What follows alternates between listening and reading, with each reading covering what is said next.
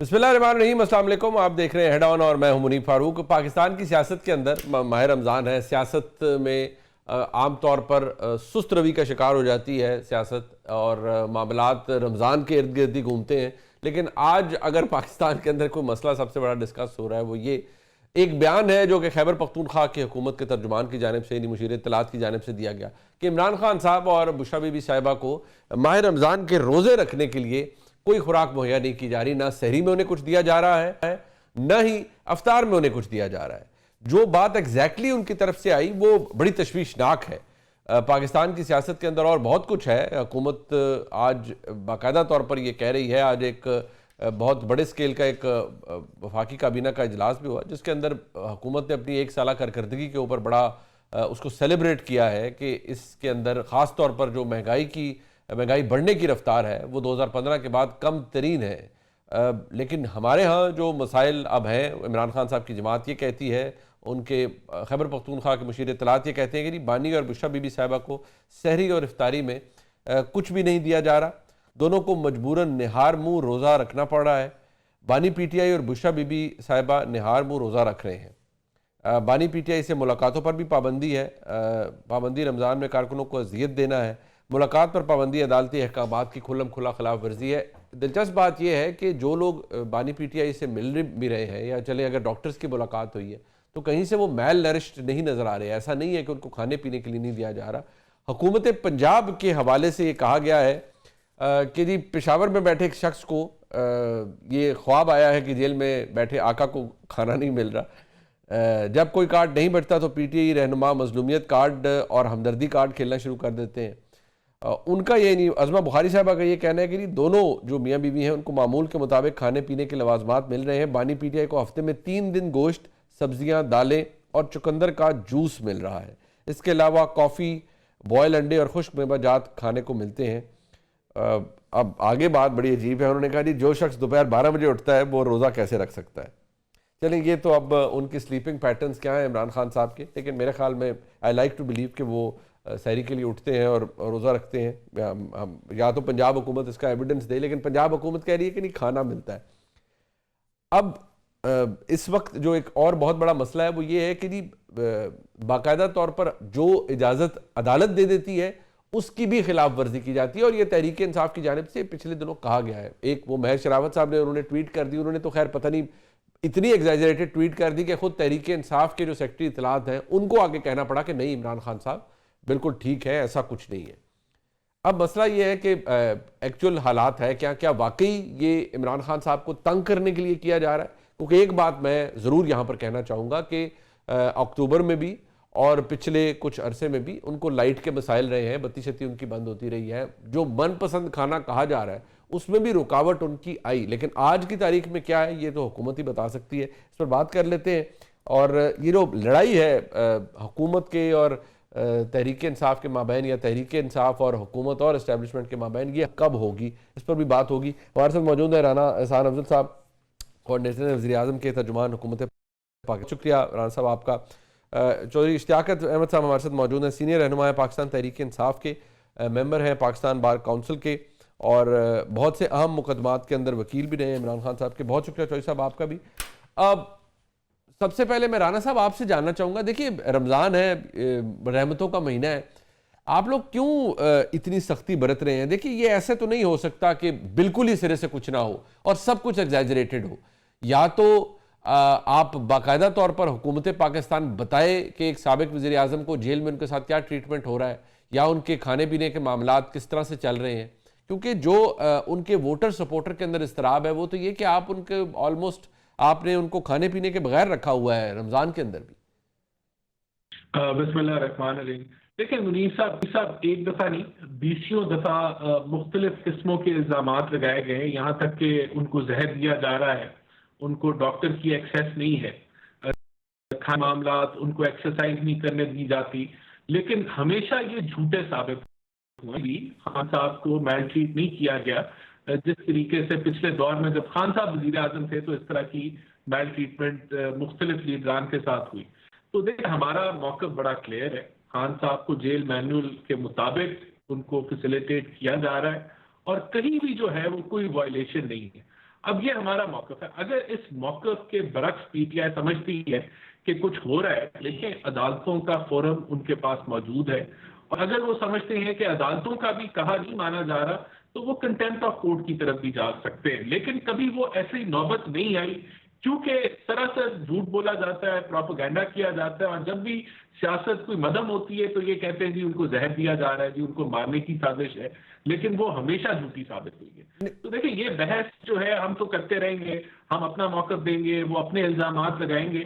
حل جو ہے اگر واقعی ایسا کچھ ہے، اور ہم تو کلیم کر رہے ہیں نا، ہمارا یہ کلیم ہے، حکومت کا کلیم ہے کہ ان کو جیل مینول کے مطابق ایک بہتر ٹریٹمنٹ کی جا رہی ہے، اور جس طرح عظمیٰ بخاری صاحب نے بھی کہا کہ جو بھی، لیکن اگر یہ ہم ان کو لگتا ہے غلط بیانی کر رہے ہیں تو اس کا فیصلہ عدالتوں نے کرنا ہے. تو وہاں جب وہاں سے اگر کوئی ایسی انڈیکیشن آئی کہ واقعی حکومت جو ہے وہ جیل مینول کے مطابق نہیں آپریٹ کر رہی اور کوئی میل ٹریٹمنٹ کر رہی ہے، پر رانا صاحب اس کے اندر پرابلم ہے نا. دیکھیں مسئلہ یہ ہے، آپ بار بار آپ فرماتے ہیں کہ عدالتوں نے جو حکم دیا ہے، عدالتوں نے تو بہت سے احکامات جاری کیے ہیں ملاقات کے حوالے سے بھی، لیکن کئی دفعہ ہوتا ہے کچھ 4 ممبران باہر گئے عدالت جیل کے باہر تو کبھی ان کو نقص امن میں کوئی پکڑ لیتا ہے، کبھی چوکی میں بٹھا لیتے ہیں، کبھی کہتے ہیں جی یہ 144 لگی ہوئی تھی اس کی خلاف ورزی کریں. یہ بھی ہوا ہے، ایسا نہیں ہے کہ میں کوئی ہوائی بات کر رہا ہوں. اور جہاں تک بات ہے کہ آپ نے کہا کنٹیمپٹ، میرے خیال میں پچھلے 2 دنوں کے اندر اسلام آباد ہائی کورٹ میں 2 کنٹیمپٹس لگی ہوئی تھی. تحریک انصاف کی جانب سے کہ یہ عدالتی احکامات ہیں ان کو ہوا میں اڑایا جا رہا ہے، ملاقاتیں ان کی بند ہوئی ہیں. یہ ہوائی چیز نہیں ہے. کم از کم اتنا تو حکومت کو کرنا چاہیے نا کہ ایٹ لیسٹ ایکسیپٹ کریں کہ ہاں جی وائلیشن ہوتی ہے، کورٹ آرڈر کی بھی ہوتی ہے، جیل انتظامیہ کی وجہ سے ہو جائے، کسی اور وجہ سے ہو گیا. کیونکہ عمران خان صاحب کا تو الزام یہ ہے کہ جیل تو آپ کے کنٹرول میں ہے ہی نہیں، اسے تو کوئی اور ایک صاحب وہ کنٹرول کر رہے ہیں.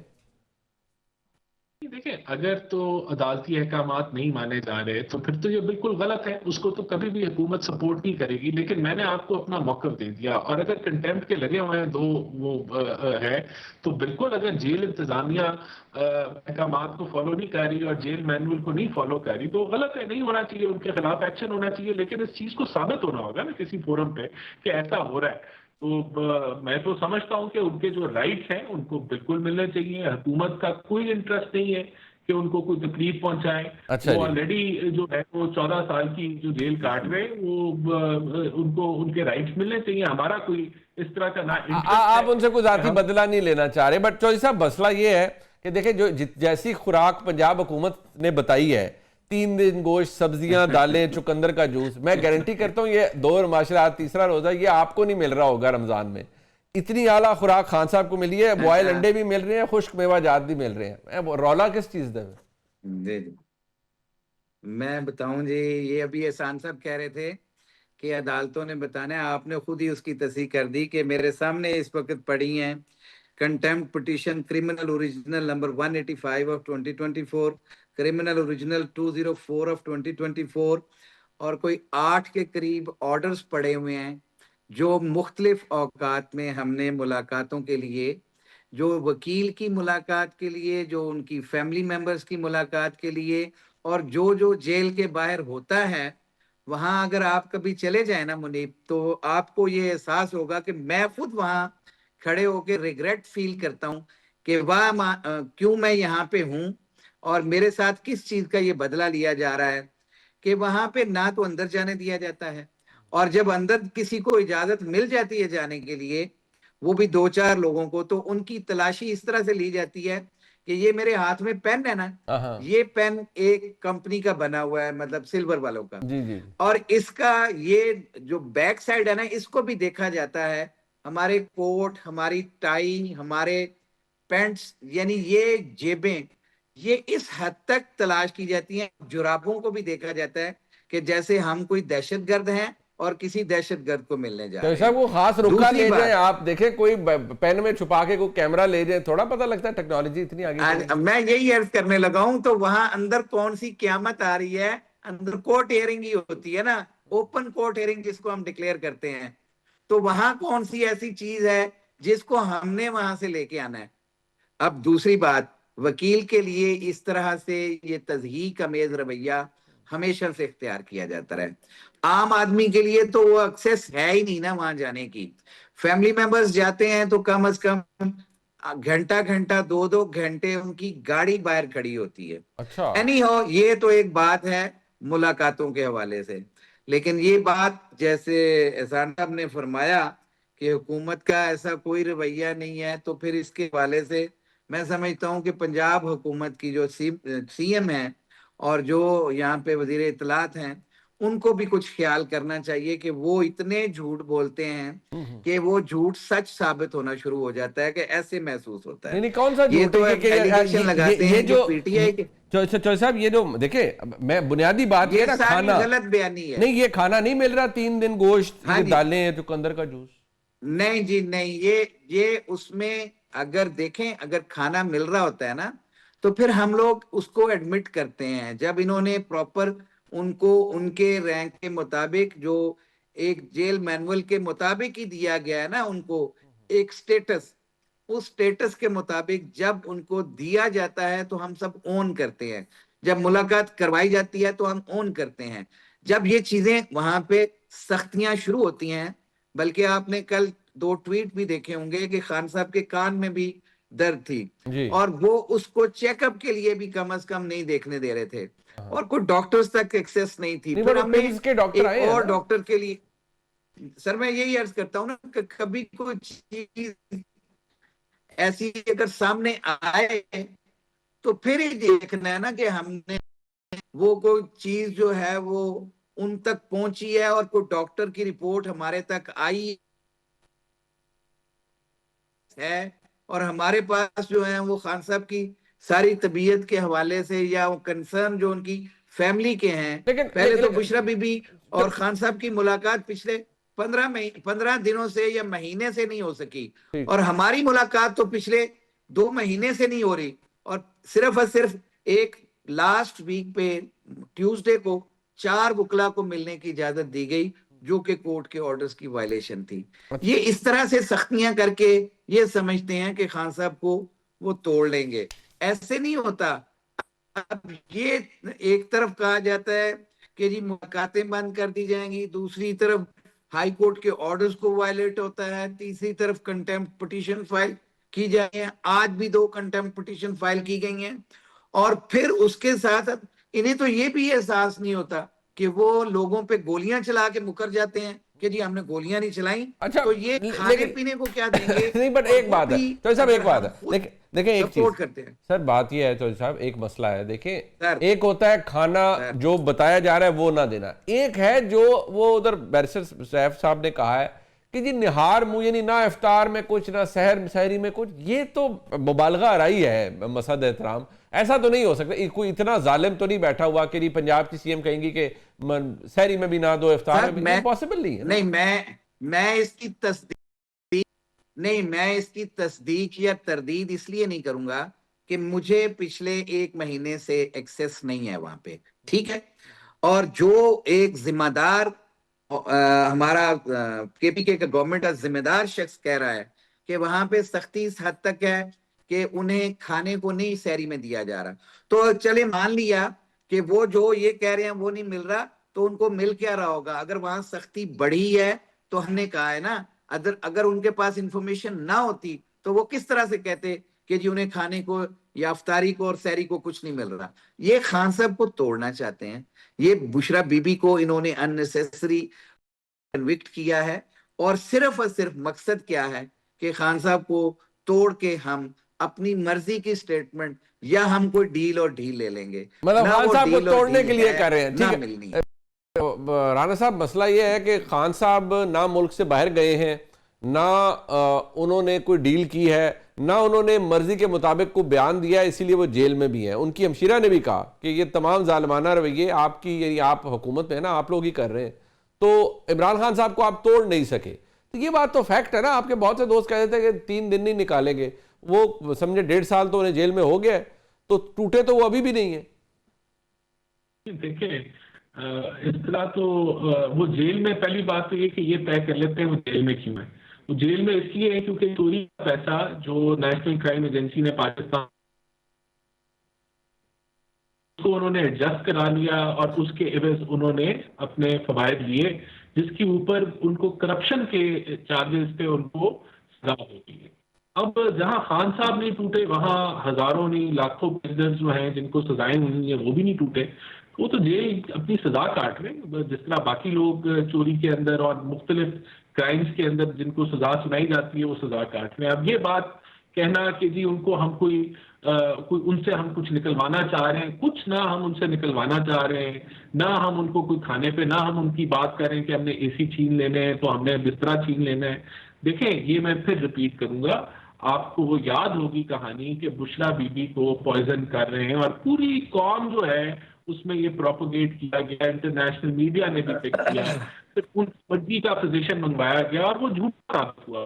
انہوں نے اس پہ بھی کوئی ندامت نہیں دکھائی, کوئی انہوں نے معذرت نہیں کی کہ وہ جو پوری کہانی رچی گئی اور اس کو دہرایا گیا. کتنے سینئر پی ٹی آئی کے لوگوں نے, ان کے لائرز نے اس بات کو پوری قوم کے سامنے وہ بات کی کہ ان کو زہر, اور پھر ان کے اپنے فزیشین نے اس چیز کو رد کر دیا اور کوئی کسی قسم کا جو ہے وہ معاملہ نہیں تھا. میں آپ کو ابھی بھی یہی کہوں دیکھیں خان صاحب ابھی 14 سال ان کو سزا ہے, ابھی انشاءاللہ تعالیٰ وہ آگے بھی مضبوط رہیں گے, ہماری بھی دعا ہے وہ مضبوط رہیں اور اپنا یہ جو جیل کی جو انہوں نے چوری کی ہے اس کی جو وہ سزا کاٹ رہے ہیں وہ اچھے طریقے سے کاٹیں. تو ہم تو نہیں چاہتے کہ وہ ٹوٹیں, وہ مینٹلی طور پہ ڈسٹرب ہو جائیں, ان کو کوئی چلے جائیں. تو ہم تو ان کے لیے دعا کریں, جو انہوں نے کارنامہ انجام دیا اس کی سزا کاٹ رہے اور اچھے طریقے سے کاٹیں. اب جو کارنامہ جو صاحب انہوں نے کیا ہے وہ اس کی سزا کاٹ رہی ہے, ان گورنمنٹ کو کچھ نہیں چاہیے ان سے. ویسے جی میں عرض کر دیتا ہوں, جس کے اندر ایک اسلامی ریاست کے اندر ایک یونیورسٹی بنانا, القادر ٹرسٹ بنانا جرم ہے, یہ چوری ہے. 1 روپے کا, ایک سیکنڈ سن لینا ذرا, میں احسان صاحب کو بتا دوں, 1 روپے کا اس کے اندر امبیزلمنٹ نہیں ہے, یہ چوری ہے. یہ ایک چوری ہے کہ وہ ایک القادر ٹرسٹ کی زمین جو ہمارے پیسے جو ہیں وہ وہاں سے آئے, کس کے, وہ جس شخص کے پیسے تھے وہ سپریم کورٹ کے اکاؤنٹ میں آئے, نہ وہ خان کے اکاؤنٹ میں آئے نہ وہ بی بی کے اکاؤنٹ میں آئے. وہ ان پیسوں کے ذریعے کون سی امبیزلمنٹ ہوئی؟ 1 سال پہلے القادر ٹرسٹ کے تحت بننے والی یونیورسٹی جس کے اندر بچے پڑھ رہے تھے حقداروں کے, وہ ایک جرم ہے.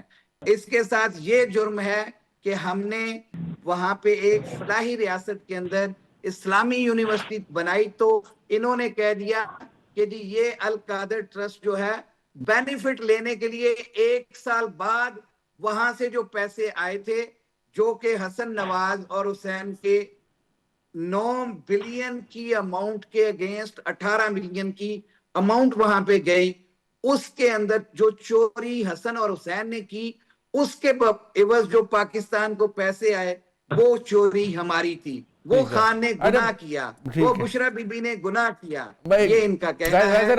میں آپ کو بتاؤں, آپ 1 روپے کی سائفننگ, 1 روپے کا جو فنڈز جو ہیں, اگر خان ہے یا بشرا بی بی, صاحب ایسے تو رمضان ہے, اس میں ہمیں وزن سب کو کم کرنے چاہیے. آپ نے نا تھوڑا سا میٹھے, کیونکہ آپ بھائی ہیں میرے, آپ نے تھوڑا میٹھے کا استعمال اس میں زیادہ کیا, اوور سمپلیفیکیشن کر دی ہے. اتنا میں کہہ رہا ہوں کہ وہ تو دیکھیں نا, آپ دیکھیں کہ اس کے اندر جو وہاں کی کورٹ نے وہاں پہ ججمنٹ دی, اس کے اندر کہا کہ یہ پیسے جو ہیں یہ اس ایگریمنٹ کے تحت جو وہاں کی حکومت کے ساتھ, کورٹ کے ساتھ علی نے کیا, جو کہ بیریا ٹاؤن کا کیا ان کا نام ہے جی, ان کا بیٹا ہے ملک ریاض کا, ان کے بیٹے نے وہاں پہ سیٹلمنٹ کی, اور یہ پیسے جو ہیں اس اکاؤنٹ میں جائیں گے. اور اس عدالت نے آدھا سچ لکھا, آدھا پیراگراف اس میں لکھا کہ یہ اسٹیٹ آف پاکستان کے پیسے ہیں, لیکن اگلا حصہ جو حقیقت پہ مبنی تھا کہ یہ پیسے پاکستان کیوں جا رہے ہیں, اس کو جناب ہمارے لیے کہہ دیا کہ جی ہم نے اس سے بینیفٹ لیا ہے. ہمارا کیا بینیفٹ تھا؟ اربوں روپے تو اس کے بینیفٹ سے, اس کے پروفٹ سے یہ گورنمنٹ آف پاکستان چلے. وہ تو اب اپیل میں اڑ جائے گا نا, اپیل میں جب لگے گا اسلام آباد ہائی کورٹ میں, تو وہ اگر فیصلہ غلط ہوا تو کہتے ہیں, جو انہوں نے چیف وہاں لگایا ہے وہ کہتے ہیں کہ یہ ہم اپنی مرضی سے لگنے دیں گے. ان کی اپنی لائن میں لگ گیا نا, لائن میں لگا ہوا ہے, لائن میں لگا ہوا, جی لائن میں لگا لیا جی. جیسے 26ویں آئینی ترمیم کے ذریعے انہوں نے ججز بٹھائے ہیں, تو माशाल्लाह वो तो फिर हमें यकीन है कि जुडिशरी से हमें इंसाफ मिलेगा, लेकिन हम पर उम्मीद है हम इंशाअल्लाह चले 2032 तक तो आपका आ ही जाएगा ना, अपील लग ही जाएगी जो हालात लग रहे हैं, जितने लाइन लग जाएगी। मेरे पास वक्त खत्म हो गया। राणा साहब आपका और चौधरी साहब आपका शुक्रिया। प्रोग्राम आपने इसके ब्रेक शामिल करते हैं, वापस आते हैं, हमारे साथ रहिए। एक दफा फिर आपको खुशामदीद कहते हैं। क्रिकेट आपके और मेरे हम सब के दिल के बड़े करीब है। पाकिस्तान की क्रिकेट टीम खासा रगड़ा खा रही है, लेकिन हम एक सर्जरी एक्सपेक्ट कर रहे थे और बहुत बताया जा रहा था कि बड़ी मेजर सर्जरी होने जा रही है, हेड कोच चेंज हो जाएंगे, बैटिंग कोच नए आ जाएंगे, पाकिस्तान की टीम के अंदर कुछ नया ब्लड इंजेक्ट किया जाएगा।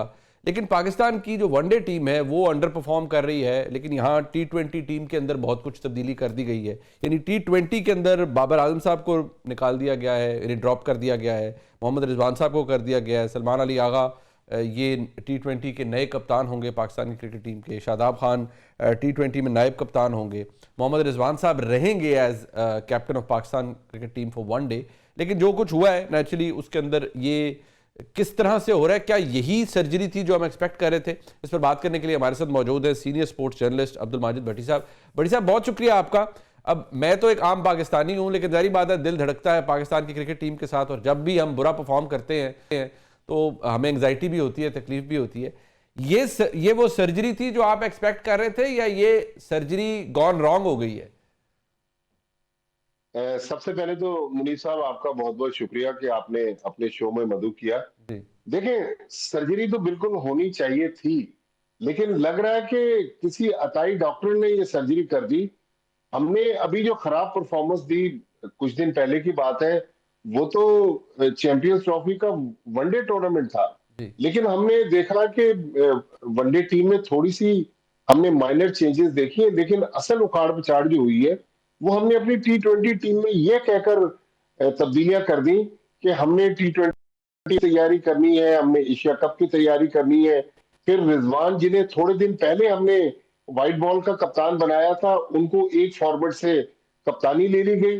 बाबर आजम, मोहम्मद रिजवान, सलमान अली आगा, ये वो प्लेयर थे जिन्होंने चैंपियंस ट्रॉफी में तवक्कुआत पूरी नहीं की, लेकिन वो सब वनडे टीम में मौजूद। देखिए, जब भी पाकिस्तान के ड्रेसिंग रूम में बहुत ज्यादा फॉर्मर कैप्टन्स होंगे तो आप देखें टीम का माहौल खराब होगा। 2023 में जब ज़का अशरफ साहब थे, उन्होंने बाबर आजम को कप्तानी से हटाया, शाहीन शाह आफरीदी कप्तान बन गए। फिर शाहीन शाह आफरीदी 5 मैचों के बाद हटे, फिर बाबर आजम बन गए।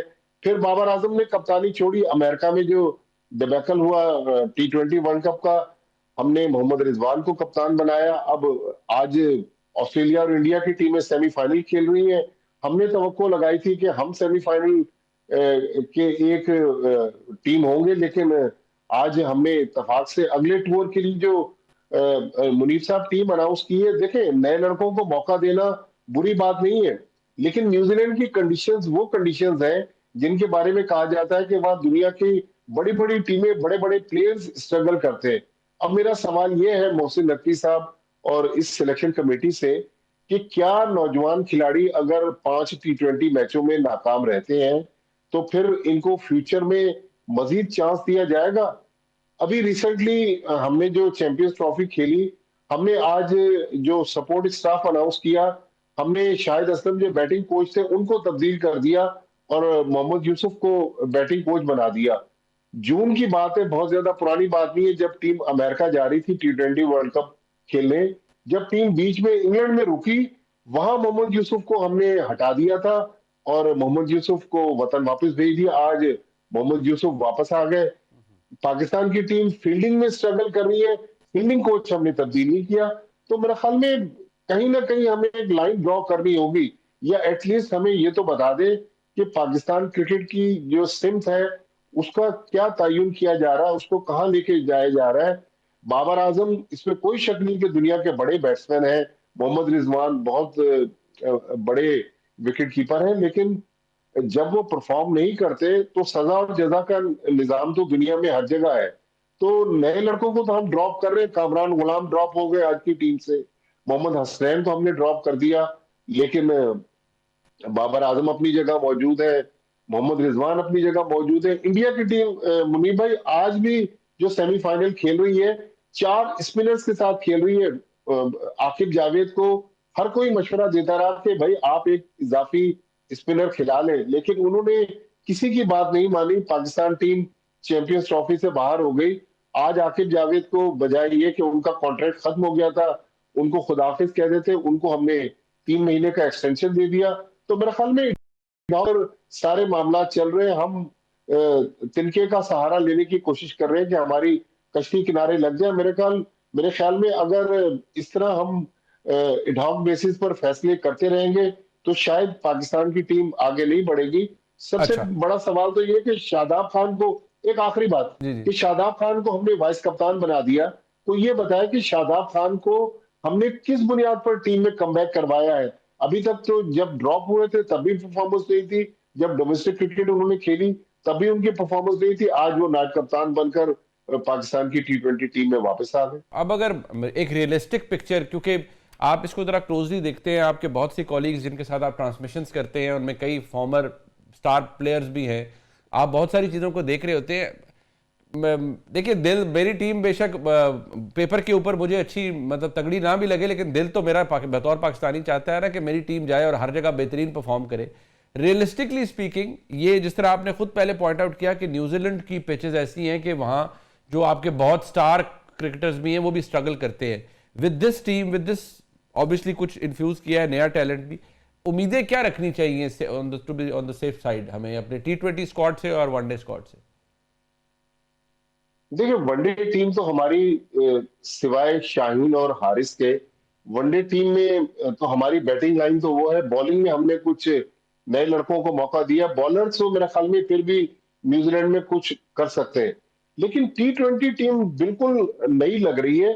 ठीक है, या तो फिर मोहसिन नकवी साहब आके अनाउंस कर दे कि जी इन लड़कों को हमने 15-15, 18-18 मैचेस का रन देने का फैसला किया है। अगर ये खराब भी परफॉर्मेंस करेंगे तो ड्रॉप नहीं होंगे। देखिए, आज जो टीम अनाउंस हुई है, कामरान गुलाम को हमने ड्रॉप किया। कामरान गुलाम वो बैट्समैन है, जब अभी हमने रिसेंटली बाबर आजम को इंग्लैंड के खिलाफ टेस्ट मैचेस में ड्रॉप किया था, तो कामरान गुलाम ने डेब्यू पर मुल्तान में सेंचुरी बनाई और पाकिस्तान ने वो टेस्ट मैच जीता। फिर कामरान गुलाम ने जिम्बाब्वे में वनडे में सेंचुरी बनाई। आज बाबर आजम तो टीम में मौजूद है।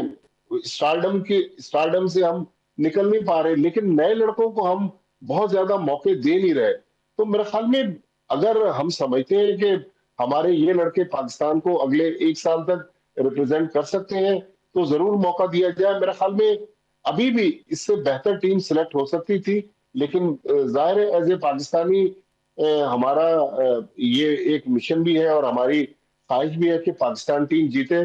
फिर मुनीर साहब, हम लोग तो स्टेक होल्डर हैं। अगर खुदा न खास्ता जिस तरह अभी पाकिस्तान की टीम ने परफॉर्मेंस दी, मुझे तो बेतहाशा हमारे जो इंडियन जर्नलिस्ट हैं वो फोन करते रहे कि यार क्या पाकिस्तान में यही सबसे बेहतरीन टैलेंट है। तो हमारी तो यही दुआ है कि पाकिस्तान की क्रिकेट दोबारा खड़ी हो जाए, क्योंकि अगर पाकिस्तान की क्रिकेट खुदा न खास्ता हॉकी और स्क्वाश की तरह नीचे चली गई तो फिर तो क्रिकेटर्स की तो दुकानें बंद होंगी, हमारी भी दुकानें बंद हो जाएंगी। फिर आप हमें अपने पॉलिटिकल शो में कहाँ लेंगे? बिल्कुल, बात आपकी ठीक है। मैं उम्मीद करता हूँ ऐसा ना हो। बहुत शुक्रिया अब्दुल बासित भट्टी साहब, आपने अपना कीमती वक्त दिया। करते हैं हमारी टीम अच्छा परफॉर्म करे। एक ब्रेक शामिल करते हैं जी, वापस आएंगे। आज वज़ीर-ए-आज़म पाकिस्तान यानी वफाकी काबीना सेलिब्रेट करी इस बात को कि अफरात ज़र यानी कीमतें बढ़ने की रफ्तार कम हुई है। पाकिस्तान ने 1 साल के अंदर बहुत कुछ macro economic figures wise achieve किया है। हकीकत पर मबनी पिक्चर क्या है, रियलिस्टिक पिक्चर जिसे हम कहते हैं क्या है? As we speak Pakistan negotiate कर रहा है, परफॉर्मेंस रिव्यू के ऊपर बातचीत कर रहा है IMF के साथ। एक नौकरी डेलीगेशन है जो मौजूद है। सो हमारी सक्सेस कितनी ज़्यादा पॉसिबल है उसके अंदर, और जो एक प्रॉब्लम रहा है वो ये कि जितना पाकिस्तान के सैलरीड क्लास पर टैक्स लगा है, रेवेन्यू शॉर्टफॉल अब भी है। क्या रियलिस्टिक पिक्चर दिखानी चाहिए IMF को भी, और जो अनएम्प्लॉयमेंट जिस तरह से पाकिस्तान के अंदर इस वक्त है उसके ऊपर भी बात करेंगे। Former finance minister Hafeez Pasha साहब हमारे साथ मौजूद होंगे। हमारे साथ रहिए।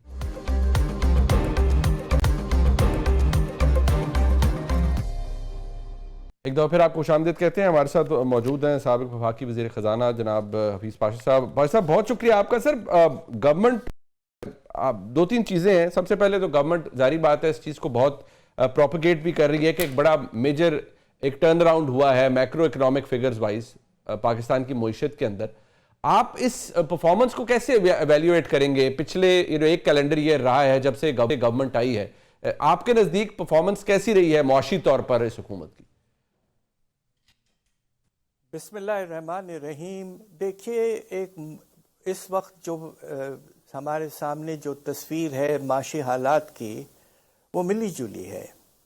یقیناً ہماری حکومت کو اس بات پہ کامیابی ہوئی ہے کہ افراط زر کی رفتار کم ہوئی ہے, مگر قیمتیں کم نہیں ہوئی ہیں, رفتار کم ہوئی ہے. اور ماشاءاللہ اب تو یہ سنگل ڈیجٹ پہ آ گیا ہے آپ کا ریٹ آف انفلیشن, تو یہ ایک لحاظ سے کافی سکسیسفل ہے اس لحاظ سے. مگر دوسری طرف آپ یہ دیکھیے کہ جو شرح نمو ہے پاکستان کا وہ بہت گر چکا ہے. پچھلے سال 2.5%, اس سال کے پہلے کوارٹر میں 1% بھی نہیں ہوا. صنعتی پیداوار میں کمی آ گئی ہے, اور جو لیٹسٹ فگر آیا اس میں 3% کمی ہے پروڈکشن میں. اور بے روزگاری کا پیمانہ جو ہے وہ آسمان تک چڑھ چکا ہے. پاکستان بیورو آف اسٹیٹسٹکس نے سینسس میں جو ہوا ہے 2023 میں, اس میں امپلائمنٹ کو بھی انہوں نے میجر کیا ہے, اور یہ بتایا ہے کہ افسوس کی بات یہ ہے کہ آپ کا جو بے روزگاری کا پیمانہ ہے وہ 22% تک جا چکا ہے, تاریخ کا سب سے بلند لیول. اوکے. اور دوسری طرف آپ کے ریزروز میں کوئی خاص اضافہ نہیں ہے IMF پروگرام باوجود. اور اب تو ایسا لگ رہا ہے کہ اگرچہ کرنٹ اکاؤنٹ سرپلس میں ہے تو آپ کا فائنینشیل اکاؤنٹ ڈیفیسٹ میں ہے.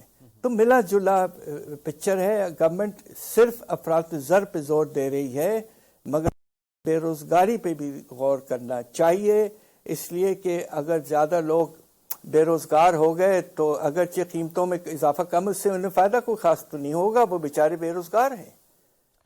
یہ ہے مکس پکچر, یہ بڑی مکس پکچر, بڑی وائٹل بات آپ نے فرمائی ہے. ابھی ایک چیز سر, یہ جس طرح سے پرفارمنس رہی ہے کچھ حد تک ایک ملا جلا آپ نے کہا, کوئی ایسی چیز, کیونکہ گورنمنٹ کا تو یہ by and large finance ministry سے یا اوور آل جو پکچر ہمیں پرائم منسٹرز آفس سے ملتی ہے وہ یہی کہ جی بڑا اپ ہل ٹاسک تھا, ہم نے بہت اچیو کر لیا, اور باقی ہمارا آگے ہمارا جو ٹرینڈ ہے وہ ذرا بہتر ہوگا. لیکن ریئلسٹکلی اسپیکنگ, جس طرح آپ نے ابھی فرمایا کہ 22% پر آپ کی اگر بے روزگاری پہنچ گئی ہے, اور یہ گورنمنٹ کے اسٹیٹڈ فگرز ہیں, سو آپ کو گروتھ یا اوور آل جو اگر مائکرو اکنامک فگرز کی طرف ہم جاتے ہیں اس میں کوئی بہتری نظر آتی ہے, یا یہ ایک لمبا سپین چاہیے میجر ریفارمز کو کرنے میں, امپلیمنٹ کرنے میں؟